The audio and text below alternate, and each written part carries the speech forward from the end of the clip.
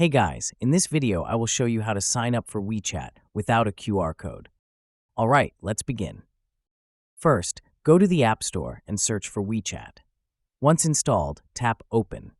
When prompted for notifications, you can choose Don't Allow or Allow depending on your preference. Next, tap on Sign Up. You can register using your mobile number, Apple ID, or Facebook account. In this case, choose Mobile. Enter your name, phone number, and create a password. Then, agree to the terms of service and continue. A privacy policy screen will appear. Review and confirm. After that, you'll see a security verification step designed to prevent spam and bots. Tap Start and complete the image selection challenge, such as selecting images that match an orchid. Once verified, you will be asked to either verify via payment card or by scanning the QR code.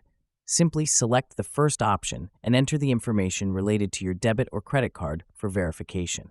Once done, your account will be activated. So that's basically how you can sign up for Wechat without a QR code.